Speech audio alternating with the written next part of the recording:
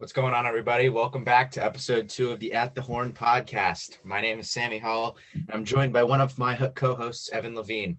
And Evan is a Lions super fan. And after the early window of the Week 11 games, Evan would like to share a few thoughts about the Lions game this afternoon. So, Evan, the floor is yours. Today, the Lions were absolutely embarrassed. The Lions crushed and shut out 20-0. It is so hard for me to communicate to you guys right now because I am so frustrated and I'm shaking with anger. The Lions head coach, idiot man, aka Matt Patricia, has no idea what he is doing. He doesn't know how to coach a team. He came into this game unprepared and absolutely embarrassed himself and the whole team, the whole fan base. It is so hard to be a Lions fan today. It hurts me horribly. Oh my God. The Lions gave up. The Lions did not score 1 point against this horrible, absolutely despicable Carolina defense, who has the worst third down stoppage rate in the NFL.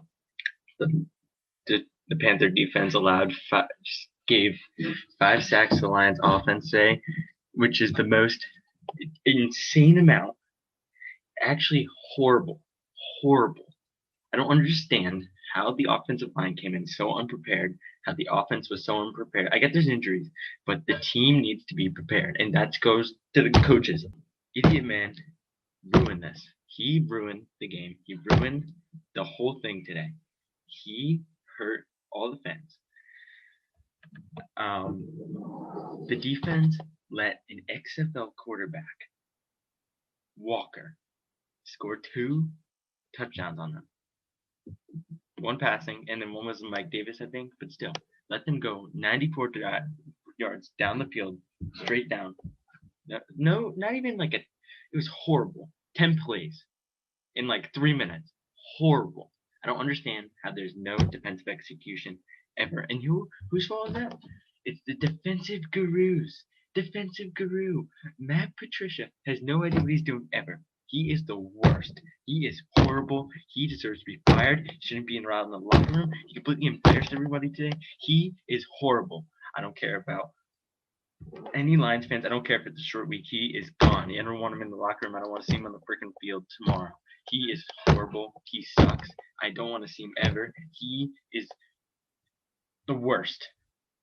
I'm done.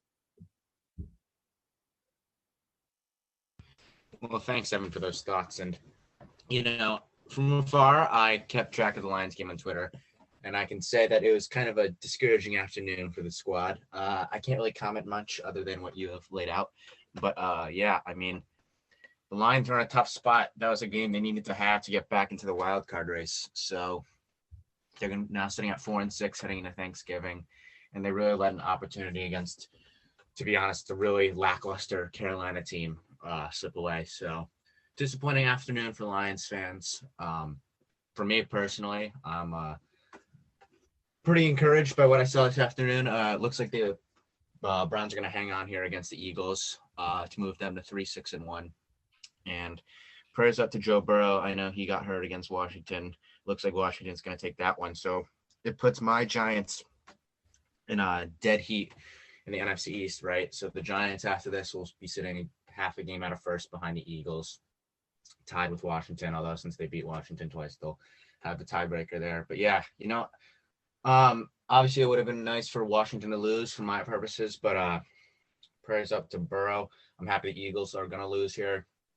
I'm happy that everything's going to be shaping up well for the Giants heading into next week when they play the Bengals. So yeah, for me personally, it was kind of an encouraging Sunday. I know, Evan, you can't say the same, but yeah, we'll see how the late window shakes out. I'm excited for that Packers-Colts game. I think it should be a good one. And then tonight on Sunday night, Chiefs-Raiders. Evan, do you have anything else you'd like to comment about maybe the Lions game? Yeah, I just have one more thing. So, as you said, the playoff race, this is very important for the Lions playoff race. It's over. Like, they needed this game to win. They're not going to win a division game this year. Patrick's only won 1 division game in his 3 years in head coach of the Lions, and it was a shutout against Green Bay in the last game of the season when Green Bay was not even in the playoff race. So it was a pointless game. So yeah, Matt Patricia again has failed as usual. He has proved nothing. He deserves to be fired, as I said before, and I cannot believe that he is not fired. And if he is on the field again on Thanksgiving, the most important day of the year for Lions fans, it's one of the only times in the year that the Lions are nationally televised, I will lose it. I'm going to lose my freaking mind. The Lions do not, it's not fair to the fans. It's not fair to the players because I saw Matt Stafford so frustrated with the offense today. I get the offense isn't totally Patricia's fault, but he's the head coach. Where does the responsibility go for coaching errors? That 55-yard touchdown bomb to Marvin Jones on a mistake, an easy mistake.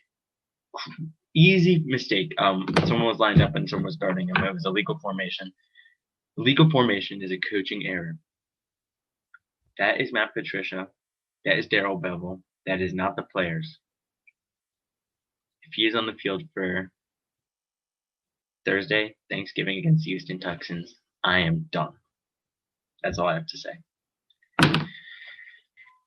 Yeah, well, I think it's hard to imagine the Lions are going to fire Patricia before the Thanksgiving game, especially on a short week, but I guess we can see what happens. We'll see what happens is right.